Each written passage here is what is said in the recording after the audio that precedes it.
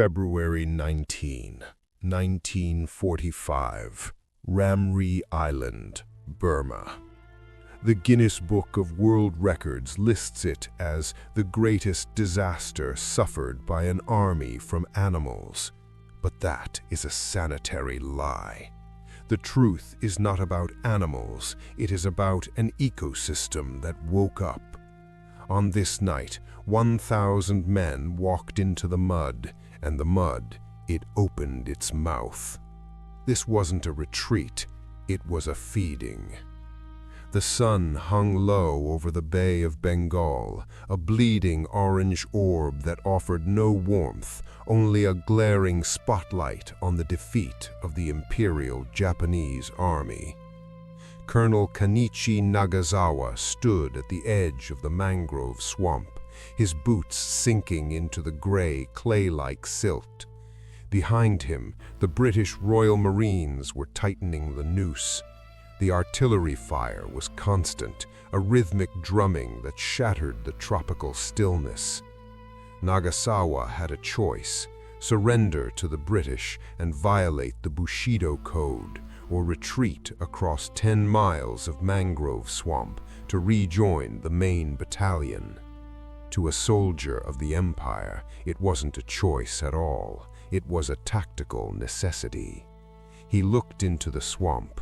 It was a wall of twisted roots and black water, stretching endlessly into the twilight.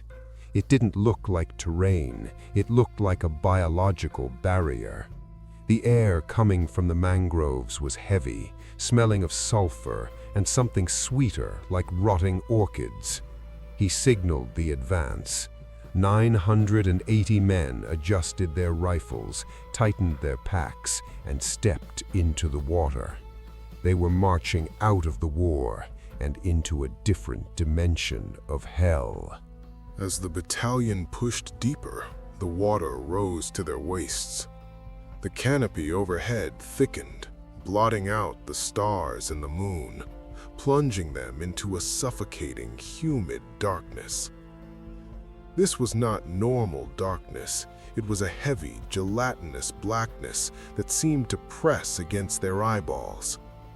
The sounds of the British artillery faded, replaced by the wet, sucking noise of 1,000 men wading through sludge. Private Yamamoto, a radio operator, felt a strange vibration in the water. It wasn't the ripple of movement, it was a frequency, a low, thrumming hum that seemed to come from the seabed itself. He looked at the water. Patches of bioluminescent algae were glowing, not the usual blue, but a sickly, radioactive green. The mud felt alive against his legs, contracting and expanding like the skin of a breathing giant. The swamp wasn't just an ecosystem, it felt like a single, massive organism reacting to the intrusion of foreign bodies. The heat spiked unnaturally, not from the atmosphere, but radiating up from the water. 2 hours in, the formation began to fracture. The mud was becoming more viscous, acting like quicksand that didn't just pull you down, it held you in place. Panic began to whisper through the ranks. Men reported seeing shapes in the periphery of their vision, not animals, but shadows that moved with intelligent purpose. Nagasawa checked his compass, but the needle was spinning wildly. The magnetic field inside the swamp was distorted. They were lost in a labyrinth of roots that seemed to shift positions when no one was looking. The radio crackled with static, but amidst the white noise, Yamamoto heard something else. It wasn't a voice, it was a clicking sound. Click, click, click. Fast, rhythmic, and coming from everywhere at once. It sounded biological, like the chattering of insects, but amplified to a deafening volume. It was a signal. The dinner bell had rung. The attack did not begin with a roar. It began with a disappearance. The soldier at the rear of the column, a boy named Sato, simply vanished. There was no splash, just a sudden violent downward jerk, as if the floor of the swamp had opened up. Then came the scream. It was a sound that shredded the nerves of every man within a mile, a wet, gurgling shriek of absolute agony that was abruptly cut short. The water around them erupted. It wasn't one creature. The surface of the swamp boiled as hundreds of reptiles broke the surface. But these were not normal saltwater crocodiles. In the flashes of panicked rifle fire, the soldiers saw eyes that glowed with a pale, artificial violet light. Their scales were plated like prehistoric armor, and they moved with a synchronized, hive-mind precision. The massacre had begun, not as a hunt, but as a purge. The silence of the swamp was replaced by a noise so violent it felt solid. Following Sato's disappearance, the dark water erupted in a dozen places simultaneously. It wasn't a random predation, it was a coordinated strike. The crocodiles of Ramree, usually solitary ambush predators, were moving with the synchronized discipline of a wolf pack. Colonel Nagasawa screamed orders, but his voice was swallowed by the roar of chaos. Rifles cracked, Arasaka Type 99s flashing in the pitch blackness. The muzzle flashes were the only light, strobe lighting a nightmare. In those brief yellow bursts, the soldiers saw the true scale of their doom. The water was boiling with armored backs. Massive jaws snapped shut with the sound of gunshots. Men were dragged under before they could even chamber around. The formation collapsed instantly. The logical, rigid structure of the Imperial Army dissolved into a frantic, splashing mob of individuals fighting for air, fighting for footing, and fighting against an enemy that lived in the element they were drowning in. Vision was useless in the ink-black mangroves, so the horror became auditory. The soundscape was a composition of atrocities. Above the wet thud of mortars firing blindly from the British lines miles away, the Japanese soldiers heard the distinct, sickening crunch of bone. It was the sound of femurs snapping under thousands of pounds of pressure.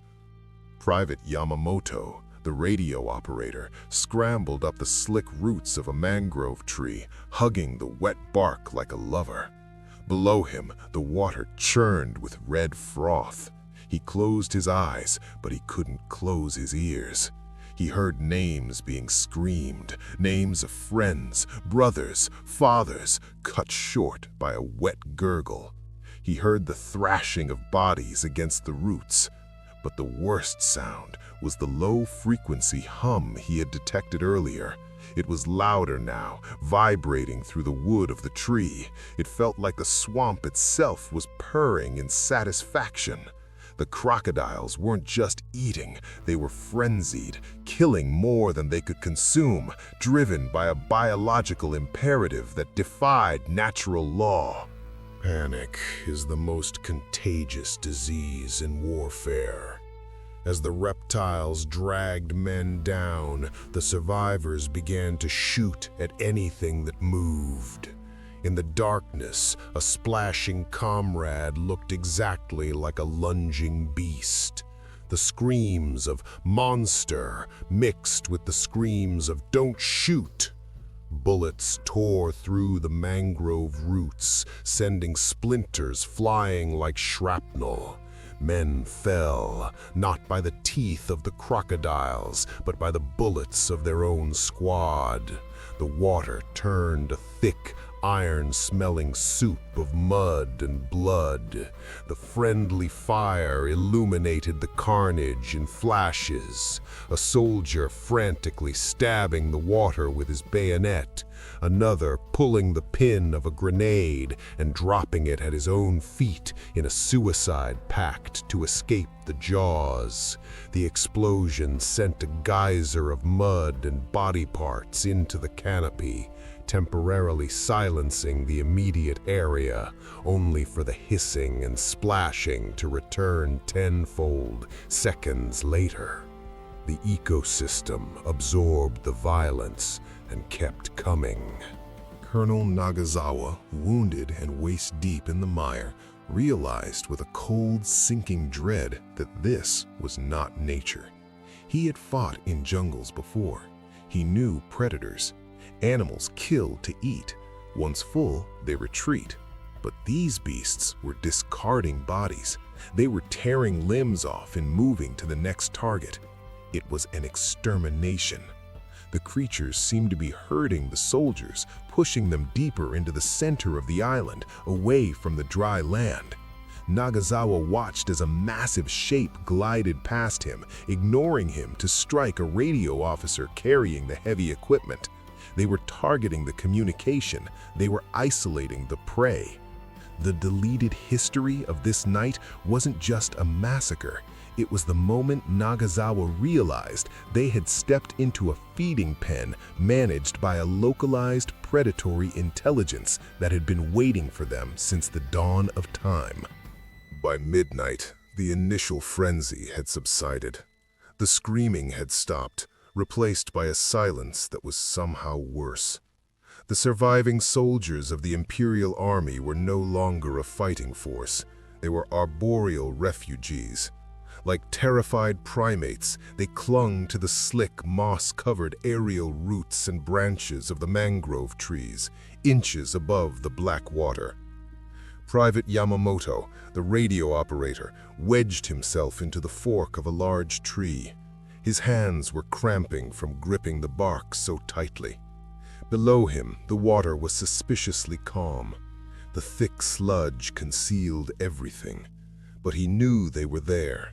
The smell rose up to meet him, an unbearable cocktail of copper-tasting blood, voided bowels, and the sickly sweet rotting perfume of the swamp flora. Every shadow on the water's surface looked like a snout. They were trapped in a cage with no bars, suspended over a pit where the floor had teeth. The British artillery continued to pound the distant coastline, a meaningless noise compared to the quiet terror directly beneath their boots. As the hours dragged on, a new enemy emerged, the swamp itself. The air in the deep mangroves was thick with pollen and spores that hadn't seen sunlight in millennia. Combined with acute dehydration and terror, it began to affect the minds of the men hanging in the trees. The low-frequency hum, that biological vibration Yamamoto had first detected, seemed to intensify. It wasn't just a sound, it was a pressure inside their skulls, vibrating their teeth. Paranoia blossomed. Men began to whisper to empty air, having conversations with dead family members. In a neighboring tree, a seasoned sergeant suddenly began weeping uncontrollably, batting at the air around his head as if attacked by invisible bats. The psychological strain was breaking them faster than the physical threat. The swamp was fermenting their sanity. Colonel Nagasawa had managed to climb onto a high, thick root system that formed a small island above the mud.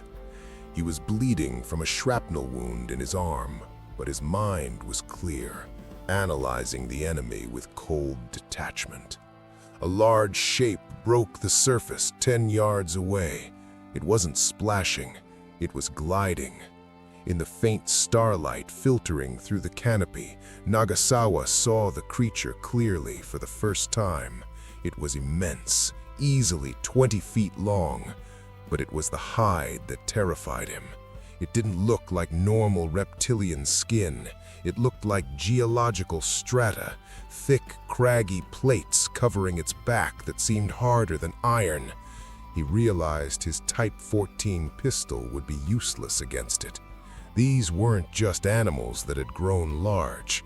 They were relics of a bygone era, evolved in total isolation, apex predators of a lost world. that mankind had just foolishly stumbled into. Near 3 hours, the intelligence of the hive mind revealed its cruelty. The creatures stopped hunting.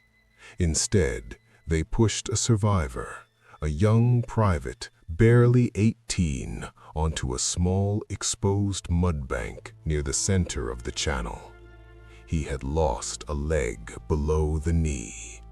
He didn't die immediately. He screamed. He begged for his mother. He begged for help. His cries echoed through the canopy, reaching every survivor hiding in the trees. It was a trap. The crocodiles were using the wounded man as bait, waiting for his comrades' sense of honor or pity to override their survival instinct. Hundreds of men watched from the branches in agonizing silence. No one moved. The guilt of their inaction was a heavier burden than their gear. They watched as the boy's screams slowly faded into whimpers, the predators circling the mud bank, waiting, not out of hunger, but out of patience. The screams of the young soldier on the mud bank ceased at 0345 hours. It didn't end with a bang or a heroic struggle. It ended with a sudden violent splash, followed by the sickening sound of wet tearing, like canvas being ripped apart. Then, silence returned. The stage was empty. To the men clinging to the branches above, the silence was heavier than the screaming. The bait had been taken. The message was clear: we can reach you whenever we want. Private Yamamoto, shivering in his tree fork, stared at the empty patch of mud. The moonlight reflected off the ripples where the boy had been. He felt a profound sense of isolation. The battalion was no longer a unit. It was a collection of calories waiting to be harvested. The hum in the air seemed to drop an octave, vibrating in his chest, a purr of digestion that resonated through the entire swamp. Gravity became the new executioner. After 6 hours of clinging to slick, mossy bark, muscles began to fail. The soldiers were dehydrated, shocked, and covered in leeches that dropped from the canopy. It started as a drip, then became a steady rain of bodies. A corporal near Nagasawa's position simply fell asleep. His grip loosened, and he tumbled backward into the black water. He didn't even scream. He hit the surface with a dull splash. Immediately, the water around him boiled. There was no thrashing, just a sudden subtraction of life. The crocodiles didn't need to hunt anymore. They just opened their mouths and waited for the fruit to fall. The sound of splashing became a rhythmic clock, marking the death toll of the battalion, one exhausted soul at a time. The swamp gas, rich in methane and decaying organic matter, mixed with the soldiers' delirium to produce vivid hallucinations. Private Yamamoto looked to his left. Through the twisted vines, he saw, or thought he saw, lanterns. Not the harsh glare of British searchlights, but the soft, warm glow of paper lanterns from his home village in Kyoto. He heard music, a shamisen playing a folk song. It was the swamp's psychological weapon, luring them down. He watched in horror as a lieutenant, a man known for his discipline, unholstered his pistol, not to shoot a crocodile, but to open a door he saw in the roots. The lieutenant stepped off his branch, walking into the air, reaching for a home that wasn't there. He fell straight into the waiting jaws below. The splash broke Yamamoto's trance, leaving him weeping silently, the music replaced by the crunch of bone. Colonel Nagasawa realized that morale had disintegrated. They were dying of fear before they were even eaten. He needed to assert command, even if it was just to organize their deaths. He pulled a flare gun from his waterproof pouch. It was a risk. It would reveal their position to the British, but he needed to see the enemy. He needed his men to see what they were fighting. He fired. The magnesium flare hissed upward, popping with a blinding red brilliance that turned the swamp into a blood-colored nightmare. For 10 seconds, the world was illuminated. The revelation was worse than the darkness. The water wasn't black, it was a carpet of scales. Hundreds of crocodiles, massive and ancient, were packed nose to tail in the channels, staring up at the trees with those cold, reflective violet eyes. They weren't swimming, they were waiting in a dense, scaly carpet. The floor of the swamp was made of monsters. The magnesium flare sputtered and died, plunging the swamp back into absolute darkness. But the damage was done. The image of the carpet of scales was burned into the retinas of every surviving soldier. They now knew what lay beneath them. It wasn't water. It was a biological conveyor belt of death. The psychological impact was immediate and devastating.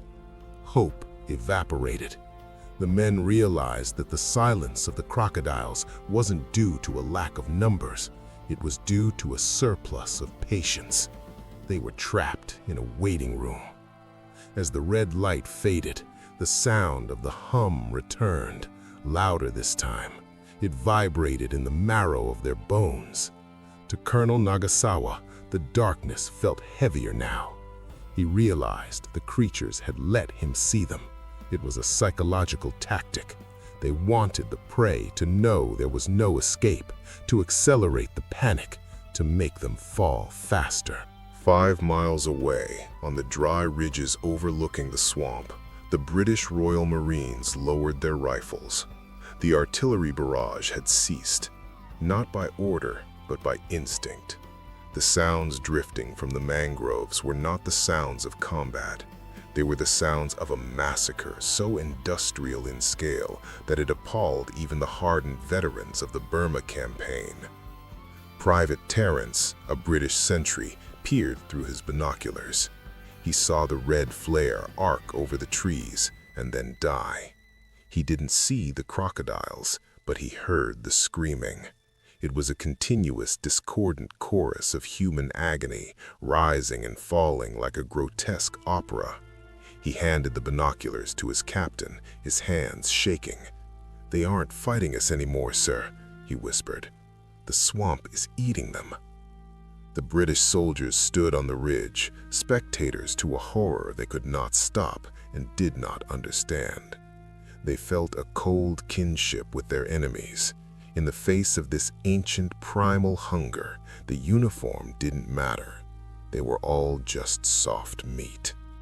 Back in the trees, Nagasawa was fighting a war on 2 fronts, the beasts below and the madness within. The sheer number of predators suggested something impossible. An ecosystem this size couldn't support thousands of apex predators unless they were fed regularly, or unless they were hibernating, waiting for a harvest. A terrible thought crossed his mind. The locals had warned them about Ramree. They called it the Island of the Dragon. Perhaps this wasn't nature. Perhaps it was a trap that had been set centuries ago. He looked at his men hanging in the nearby trees. They were trembling, weeping, slipping. He needed to make a decision. To stay was to die of thirst or fall. To move was to die of teeth. He unholstered his katana, the weight of his ancestors in his hand. If he was to die, it would be by steel, not by digestion. He shouted to his men, his voice cracking, "Tie yourselves! Tie yourselves to the trees!" It was a futile order. They had no rope. They only had their belts and their failing strength. The order came too late. As 4 hours approached, the physical limits of the human body were breached. It began with the wounded. The man closest to Yamamoto, a corporal with a bullet wound in his shoulder, simply let go. He didn't fall asleep. He looked at Yamamoto, whispered, "Gomen," sorry, and released his grip. He hit the water. The splash was the dinner bell. The response was instantaneous. The water churned. Then another man fell. Then another. It became a rain of bodies. The sound of splashing and snapping jaws became a continuous, rhythmic thrumming. Yamamoto squeezed his eyes shut, pressing his face into the rough bark of the tree, trying to block out the sounds of his battalion being dismantled bone by bone. He realized the crocodiles weren't just eating, they were competing. The frenzy below was churning the mud into a bloody froth that sprayed up into the lower branches, coating the survivors in the fluids of their comrades. Dawn broke over Ramree Island with a sickly, pale gray light. The fog lifted slowly, like a curtain rising on a stage set for a tragedy. For Private Yamamoto, still clinging to his tree fork, the coming of the light was worse than the darkness. Night had allowed him to imagine that the sounds were exaggerated. Day proved that his imagination had been too limited. The water below was no longer black. It was a thick, viscous slurry of mud and arterial blood swirling in lazy, copper-colored eddies. The mangroves, usually green, were painted red up to the 3-foot mark, stained by the splashing frenzy of the night. Debris floated everywhere. Canteens, family photos, field caps, and parts of men that were no longer recognizable. The silence returned, but it was the heavy, bloated silence of a feast concluded. The swamp wasn't just quiet, it felt full. The low-frequency hum he had heard all night had stopped, replaced by the wet, rhythmic sound of heavy breathing from the mud banks. With the sun came the heat, and with the heat came the monsters. They didn't retreat, they basked. On the exposed mud flats, revealed by the receding tide, the crocodiles lay in piles. They were immense, prehistoric things, their bellies distended and swollen with the night's harvest. Colonel Nagasawa watched them from his perch. He counted 50 in his immediate field of vision alone. They lay motionless, mouths agape to release heat, their violet eyes dulled by digestion. They ignored the surviving men in the trees. They knew the men couldn't leave. They were a larder kept fresh on the branch. The sight of the predators, so lethargic, so satisfied, broke the spirit of the survivors more effectively than the violence had. It reduced the soldiers from warriors of the emperor to mere biological surplus. The ecosystem had processed them and was now resting. Hopelessness is a contagion. Around 7 hours, a group of 3 soldiers huddled on a large interwoven root system decided that they would not wait for the sun to go down again. They would not wait to slip and fall. They made eye contact with Nagasawa across the channel. They bowed, a shallow, exhausted tilt of the head. They didn't scream banzai. They didn't shout. They simply pulled the pins of their Type 97 grenades. They held them to their chests, huddled together like children afraid of the cold. The explosion was muted by the bodies, a wet thump that sent a shockwave through the water. It didn't kill any crocodiles. It just scattered the scavengers. Nagasawa watched, his hand gripping his sword until his knuckles turned white. He couldn't stop them. In this place, suicide was the only act of autonomy left. It was the only way to deny the swamp its meal. Nagasawa turned his gaze to Yamamoto. The radio operator was staring blankly at the red water. The colonel realized that if anyone was to survive, they had to move now, while the beasts were lethargic. But looking at his men, he saw they were catatonic. Their minds had snapped. He shouted at Yamamoto. "Report! Is the radio working?" It was a ludicrous question. The radio was soaked, the batteries dead. But Nagasawa wasn't asking for tactical reasons. He was trying to jumpstart the boy's brain with the shock of authority. Yamamoto blinked, slowly turning his head. He looked at his commander, but he didn't see an officer. He saw a ghost. Nagasawa's uniform was shredded, his arm wrapped in a blood-soaked rag, his eyes burning with a feverish intensity. The swamp hadn't eaten Nagasawa yet, but it had hollowed him out. The man looking back at Yamamoto was a husk, driven only by the mechanical refusal to die. By noon, the swamp had transformed from a slaughterhouse into an oven. The sun, usually filtered by the canopy, seemed to find every gap to strike the men clinging to the branches. The humidity rose to 100%. The blood in the water began to cook, releasing a stench so thick it tasted like copper and rotten meat on the back of the throat.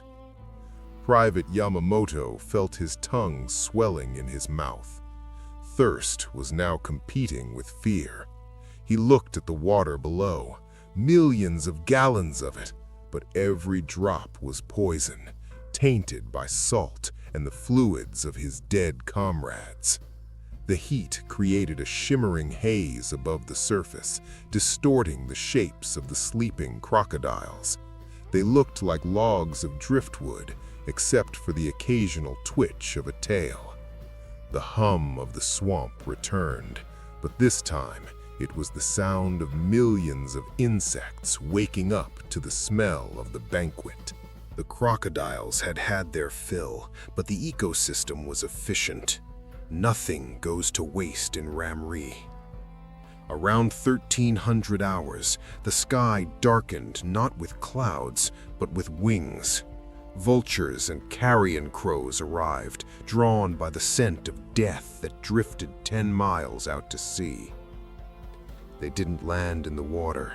They landed on the lower branches, just feet away from the surviving soldiers. They were bold, staring at the living men with beady, intelligent eyes, waiting for them to lose their grip.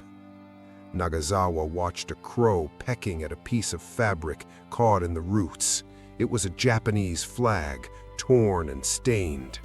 The bird tore a strip off, revealing the red circle of the rising sun, now muddy and dull. It was a symbolic desecration that hit Nagasawa harder than a bullet.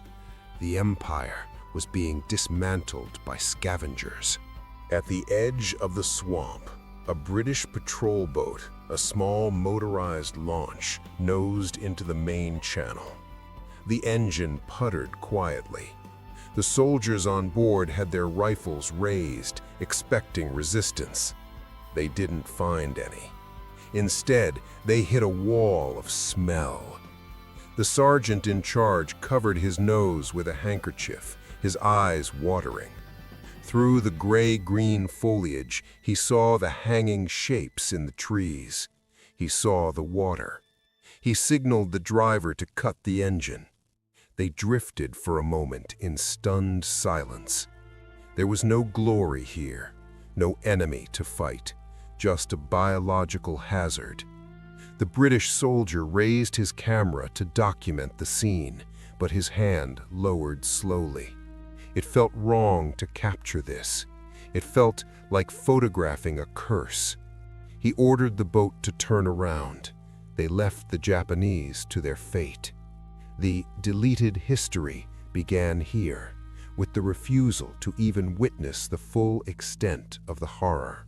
Thirst broke the mind of the soldier next to Nagasawa. He was a veteran sergeant, a man who had survived the jungles of Malaya. But Ramree broke him. He started unbuckling his canteen, shaking it upside down. Empty. He looked at the water. To him, in his delirium, the red sludge didn't look like blood anymore. It looked like fresh, cool spring water. He smiled, a cracked, bloody rictus. "Water," he rasped. Nagasawa shouted no, but his voice was a dry croak. The sergeant lowered himself down. He didn't jump. He climbed down with purpose. He cupped his hands and drank the filth. For a second, he looked relieved. Then he gagged, vomiting violently. The noise woke the log next to him. The crocodile didn't lunge. It just slid forward, jaws closing over the man's waist with the lazy efficiency of a machine turning on. He was pulled under without a scream, just a look of confusion on his face. The sun began to dip toward the horizon, painting the sky in bruises of purple and black. To the survivors, the fading light was a death sentence. They knew what the darkness brought. They knew they did not have the strength to hold on for another 12 hours. The terror of the previous night had been shock. The terror of the coming night was anticipation.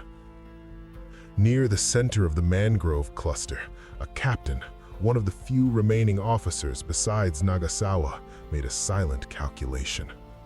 He looked at his 3 subordinates. They were barely human, covered in slime, eyes vacuous, limbs trembling with tremors. He nodded. There were no speeches about the Emperor. There was only the click of a Nambu pistol slide being pulled back. One by one, he placed the barrel against the temples of his men. They didn't flinch. They leaned into the cold metal. Bang, bang, bang. The bodies slumped into the water, feeding the waiting mouths so the living wouldn't have to hear them scream later. Then, the captain turned the weapon on himself. The swamp swallowed them all. Private Yamamoto watched the suicides from 50 yards away. He felt nothing. His capacity for horror had burned out hours ago. He realized he was still carrying the field radio on his back, 30 pounds of useless metal and dead batteries. It was an anchor dragging him toward the water. With numb fingers, he fumbled with the straps. The radio slipped. It hit the water with a heavy splash. For a second, Yamamoto panicked, expecting the noise to draw a strike, but the splash was swallowed by the thick mud. He stared at the spot where the equipment sank. It was his last link to civilization, to the army, to his duty. Now he was just an animal in a tree. He looked at his hands. They were shaking uncontrollably. He realized he wasn't shaking from fear anymore. He was shaking because his body was shutting down. The tide began to turn. The water level in the swamp rose, creeping up the mangrove roots, shortening the distance between the prey and the predators.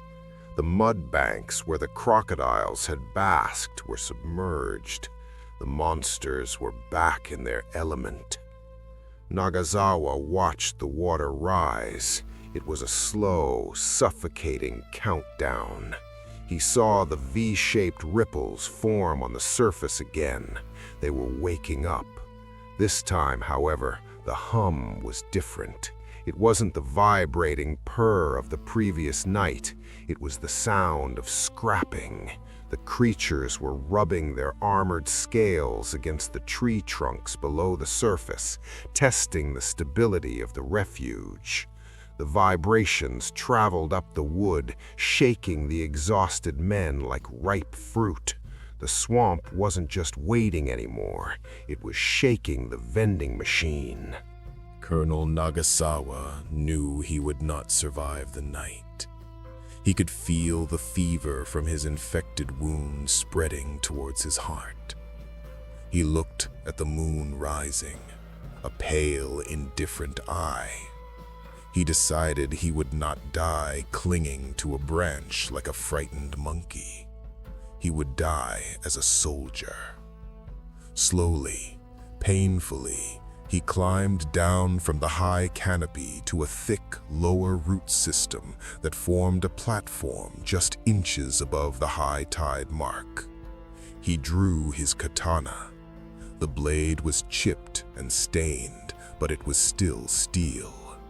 He stood there, balancing on the slick wood, a silhouette of defiance against the encroaching dark. He tapped the flat of the blade against the tree trunk. Clang, clang. He was calling them. He wanted to look the abyss in the eye one last time. He wanted to make the swamp bleed, even if only a drop before it took him. Colonel Nagasawa knew he would not survive the night. He could feel the fever from his infected wound spreading towards his heart. He looked at the moon rising, a pale, indifferent eye. He decided he would not die clinging to a branch like a frightened monkey. He would die as a soldier. Slowly, painfully, he climbed down from the high canopy to a thick lower root system that formed a platform just inches above the high tide mark. He drew his katana. The blade was chipped and stained, but it was still steel. He stood there, balancing on the slick wood, a silhouette of defiance against the encroaching dark. He tapped the flat of the blade against the tree trunk. Clang, clang. He was calling them. He wanted to look the abyss in the eye one last time. He wanted to make the swamp bleed, even if only a drop before it took him. Private Yamamoto watched his commander vanish. Something inside him finally broke. He stopped being a soldier. He stopped being a man. He pressed his body so hard into the fork of the tree that the bark cut into his skin. He tried to become wood. He tried to become moss. He closed his eyes, refusing to look at the water anymore. The sounds continued, the snapping, the splashing, the dragging. But Yamamoto hummed to himself, a low, discordant note to drown out the reality. He was the last recorder of the battalion, but the history he was witnessing was too terrible to be written down. He realized why the history was deleted. It wasn't a cover-up by the generals. It was a mercy. Some events are so primal that they burn the pages they are written on. The sun rose on February 20th. The greatest disaster was complete. Of the 1,000 men who entered the swamp, only 20 remained alive. They were scattered across the tree line, catatonic, dehydrated, and broken. The swamp was eerily quiet. The crocodiles had retreated to the deep channels to digest. The water was a graveyard of equipment. Helmets bobbed like metal skulls. Rifles were stuck barrel down in the mud. The scavenger birds were now feasting openly, no longer afraid of the living, because the living barely moved. The air was still heavy with the stench of death, but the hum, that predatory vibration, was gone. The ecosystem had returned to its slumber, satisfied. At 9, the British patrols returned. This time, they came with boats and loudspeakers calling out for surrender. They expected a fight. Instead, they found statues. The British soldiers maneuvered their craft under the branches. They saw the Japanese survivors clinging to the trees. They didn't aim their weapons. They looked at each other with expressions of pity and horror. When they pulled Yamamoto from his tree, he didn't resist. He didn't speak. He was stiff, his limbs locked in the gripping position. They had to pry his fingers off the bark. As they laid him in the boat, he stared up at the sky, his eyes empty. He wasn't a prisoner of war. He was a survivor of a biological purge. The British captain noted in the log, "Enemy resistance negligible. Swamp neutralized target." The field hospital in Chittagong was a place of order and antiseptic smells, a sharp contrast to the chaotic, organic rot of Ramree. Private Yamamoto sat on the edge of a canvas cot, staring at the concrete floor. He was clean. The mud had been scrubbed from his skin, his wounds dressed, but he could still smell the copper tang of the water. A British intelligence officer, Captain Miller, sat opposite him with a notepad. Miller was patient but skeptical. He asked about the Japanese positions, the artillery, the retreat. Yamamoto didn't answer those questions. He whispered about the clicking. He spoke of the water boiling with scales. He spoke of the hum that vibrated in the bones. Miller stopped writing. He looked at the doctor standing nearby, who merely shook his head and tapped his temple. "Shock," the doctor mouthed. To the civilized world, the story of giant reptiles coordinating a massacre was the delusion of a broken mind. Yamamoto realized then that he was in the command centers. The reports began to pile up. The numbers were impossible. 1,000 men entered the swamp. 20 came out. 980 soldiers did not just vanish, they were erased. There were no bodies to bury, no dog tags to collect. The swamp had eaten the evidence. The British command faced a dilemma. To report that an enemy battalion was annihilated by crocodiles would sound like propaganda or madness. It trivialized the war. It turned a military victory into a grotesque nature documentary. So, the red pens came out. The official reports were sanitized. The incident was logged as heavy losses due to environmental hazards and drowning. The Guinness Book of World Records would later list it, but the military files were sealed. The event history was effectively deleted, buried under layers of bureaucracy as thick and suffocating as the Ramree mud. Back on Ramree Island, the tides washed the roots clean. The blood was diluted by the salt water flowing out into the Bay of Bengal. The mangrove trees, fed by the sudden influx of nutrients, grew greener and thicker. The ecosystem was resetting itself with terrifying efficiency. The crocodiles returned to their lethargic state, sunning themselves on the mud banks as if nothing had happened. The boots, the rifles, and the bones sank deeper into the silt, becoming part of the geological strata. The island did not mourn, it simply digested.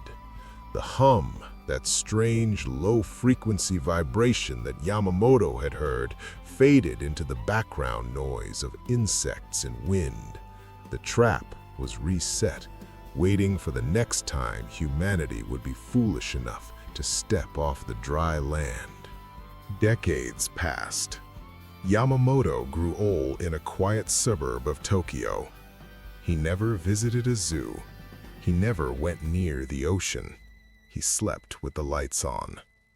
To his neighbors, he was just a quiet veteran who had survived the Burma campaign.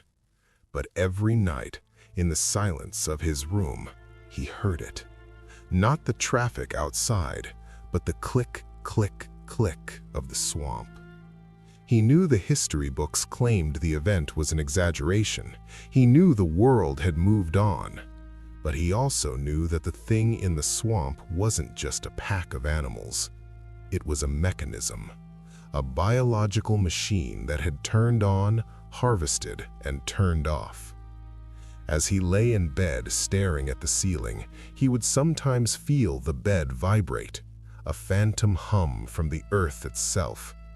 The 980 men were gone, but in his mind, they were still there, suspended in the amber of memory, forever screaming in the dark.